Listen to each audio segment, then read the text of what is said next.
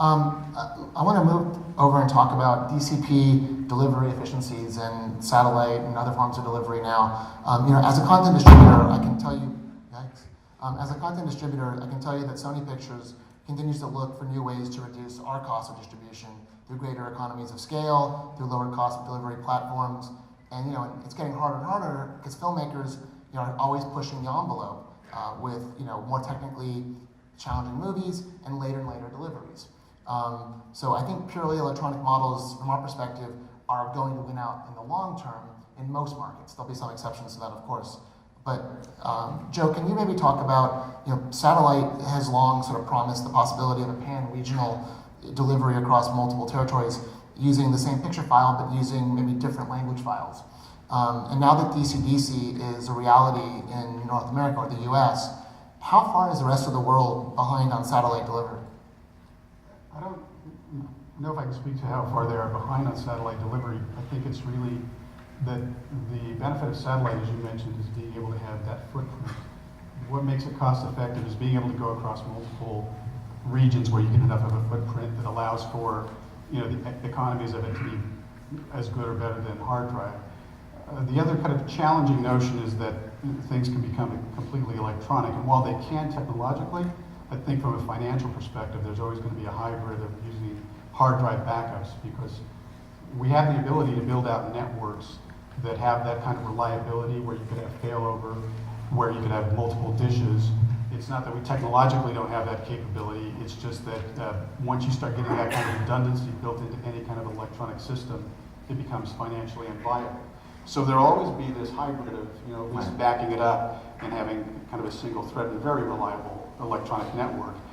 But until we can get enough of a footprint where you can have a single distribution across multiple territories, and if you take Europe and Asia, for example, with each territory perhaps having its own kind of a version of electronic delivery, you never really reach that kind of a footprint that gives that promise of bringing down the cost.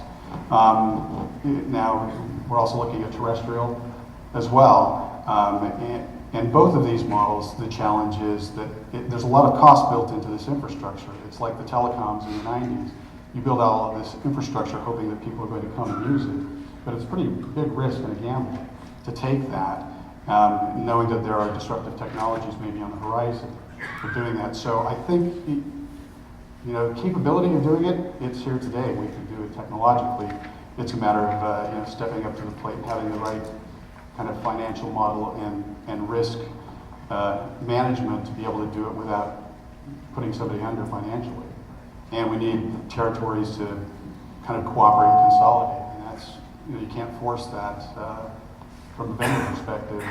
And so until we get that kind of a cooperation and multi-territory footprint, it's going to make the economics of it very challenging. Yeah, because we're not yet at the point where it's rationalized itself and sort of matured. It's still very technology, Wild West. It's there. It is the Wild Wild West, and partners and partnerships will develop, and I think we'll get there. But it's just a matter of making sure that we can work across multiple territories in Asia and Europe to make that viable. So, thank you. So, Howard, can you maybe add to that a little bit and talk about your view as to what technology might ultimately win if there is a winner? Is satellite the winner? And then also just how will satellite and other electronic models compete with sort of the ever-decreasing costs of physical media? And when will we someday maybe see a terabyte flash drive?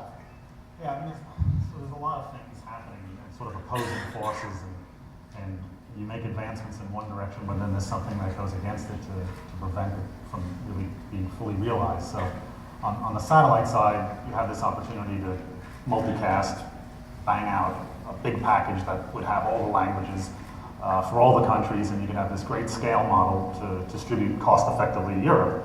But in reality, when it comes from a marketing perspective and an artistic perspective, are you really actually releasing all of those languages at the same time? Is it ready to go on day and date? Probably not, so then the package isn't ready, so you can't have that full scale.